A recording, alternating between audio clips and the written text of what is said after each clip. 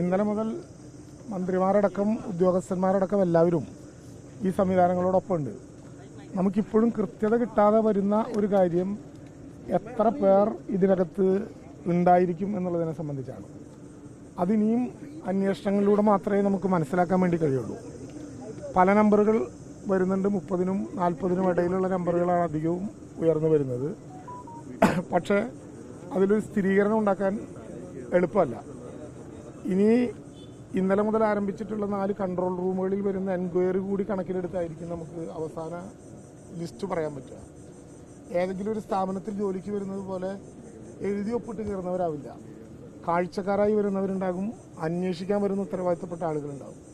ഇതൊക്കെ കൂടി കണ്ടുവെച്ച് വേണം നമുക്ക് കാര്യങ്ങൾ നോക്കാൻ. തെരച്ചിലേറ്റവും കൃത്യതയോടുകൂടി നടക്കുന്നുണ്ട്. കടാവർ ഡോഗ്സിൻ്റെ സാന്നിധ്യമുണ്ട്. കടാവർ ഡോഗ്സ് 3 എണ്ണം വന്ന് അതിൻ്റെ ഭാഗമായിട്ടുള്ള പരിശോധന നടക്കുന്നുണ്ട്. കളക്ടർ പ്രഖ്യാപിച്ചിട്ടുള്ളൊരു മജിസ്ട്രീരിയൽ എൻക്വയറിയുടെ ഭാഗമായിട്ടുള്ളൊരു അന്വേഷണം നടക്കുന്നുണ്ട്. പെസോന്റെ സംഘം വന്ന് ഈ കാര്യങ്ങൾ തെളിവെടുപ്പ് നടത്തിക്കൊണ്ടിരിക്കുന്നുണ്ട്. അപ്പോൾ ഏതെങ്കിലും വിധത്തിൽ ഇവിടെ എത്തിച്ചേർന്ന ആരെങ്കിലും മിസ്സായിട്ടുണ്ടെങ്കിൽ അടിയന്തരമായി ജില്ലാ ഭരണകൂടവുമായി ബന്ധപ്പെട്ട കളക്ടറേറ്റിലെ കൺട്രോൾ റൂമിലേക്ക് ആ വിവരം തരാൻ ഇത് കേൾക്കുന്ന എല്ലാവരും ഒന്ന് തയ്യാറാകണം. ചില പേടി കൊണ്ടൊക്കെ ആളുകൾ പറയാതിരിക്കുന്നുണ്ടോ എന്നുകൂടി സംശയമുണ്ട്. കാരണം ഇങ്ങനെ വന്നു എന്നറിഞ്ഞാൽ അല്ലെങ്കിൽ ഇതിൻ്റെ ഭാഗമായിട്ട് നിന്നാൽ എന്തെങ്കിലും പ്രയാസം നാളെ ഉണ്ടാകുമോ? അത്തരത്തിലൊരു പ്രയാസവും ഉണ്ടാകേണ്ട കാര്യമില്ല. ആരെങ്കിലും നഷ്ടപ്പെടുകയോ ഇവിടെ വന്ന് വിശദാംശങ്ങൾ അറിയുകയോ ചെയ്യുന്നവരുണ്ടെങ്കിൽ കൺട്രോൾ റൂമിൽ ബന്ധപ്പെടാം. ആ പേടി ഉണ്ടെങ്കിൽ ഞങ്ങളൊക്കെയായി വ്യക്തിപരമായ കാര്യങ്ങളിലൊരു വിവരം തരാം.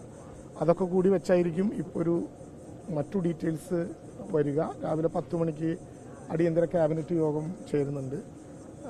ആശുപത്രിയുമായി ബന്ധപ്പെട്ട കാര്യങ്ങളൊക്കെ നേരത്തെ ഞങ്ങൾ അവിടെ സന്ദർശിച്ചതിന് ശേഷം ബന്ധപ്പെട്ട ആളുകളോട് പറഞ്ഞിരുന്നു. DNA ടെസ്റ്റ് നടത്തേണ്ട രാജീവ് ഗാന്ധി സെൻറ്ററിലെ ഡോക്ടർമാരടക്കമുള്ള സ്റ്റാഫ് തൃശ്ശൂരിൽ എത്തിച്ചേർന്നിട്ടുണ്ട്. ആ നടപടിക്രമങ്ങളിലേക്ക് അവർ കിടക്കും. കിട്ടിയിട്ടുണ്ട്. ഇന്നലെ ഇന്നുമൊക്കെയായിട്ട് കിട്ടിയിട്ടുണ്ട്. അതെല്ലാം DNA ടെസ്റ്റ് നടത്തിയാൽ മാത്രമേ പ്രോട്ടോകോൾ അനുസരിച്ചിട്ടുള്ള നടപടിക്രമങ്ങളിലേക്ക്. ഇന്ന് എത്ര ഭാഗങ്ങളാണ് കിട്ടിയിട്ടുള്ളത്? അല്ല, ഒരു വെളിപ്പെടുത്തൽ നമുക്ക് കൃത്യമായിട്ടുള്ളൊരു കണക്കിലൂടെ പറയാം. അങ്ങനെ ഒരു പ്രത്യേകിച്ച് നമുക്ക് ഇങ്ങനെ കിട്ടുന്നത് ഒരു ഓട്ടോപ്സി നടത്തിയിട്ടുള്ളതായിരിക്കും നമുക്ക് പറയാൻ പറ്റുന്ന നമ്പർ. ഓട്ടോപ്സി നടത്തിയ 11 മൃതശരീര ഭാഗങ്ങൾ ഇപ്പോൾ മെഡിക്കൽ കോളേജിലുണ്ട്. 15 മൃതശരീര ഭാഗങ്ങൾ കൂടി ഓട്ടോപ്സി ടെസ്റ്റിന് വിധേയമാകുന്നുണ്ട്. ആ സ്റ്റാറ്റസാണ് ഇപ്പോൾ പറയാനുള്ളത്. ബാക്കിയുള്ളത് നമുക്ക് ഈ പരിശോധന കഴിഞ്ഞിട്ടാണ്. ബന്ധപ്പെട്ടവരുമായിട്ട് കൂടി ആലോചിച്ചതിന് ശേഷം അക്കാര്യങ്ങൾ, ഇത്തരം ദുരന്തത്തിന്റെ മുഖത്താണല്ലോ നമ്മൾ നിൽക്കുന്നത്.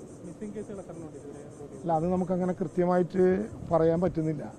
അത് ആളുകൾ അറിയിച്ചാൽ മാത്രമേ അതിന്റെ കൃത്യത വരുള്ളൂ. കൺട്രോൾ റൂമിലേക്ക് ലഭ്യമാകുന്ന വിവരങ്ങൾ വെച്ചുകൊണ്ടാണ് നമ്മളിപ്പോൾ അന്വേഷിക്കുന്നത്. അത് 4 കൺട്രോൾ റൂമുകളുടെയും ഒത്തുനോക്കിയാലേ നമുക്കൊരു കൃത്യ എണ്ണം പറയണം.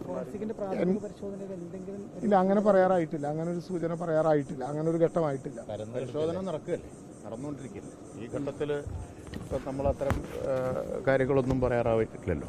നടക്കട്ടെ, പൂർത്തിയാവട്ടെ.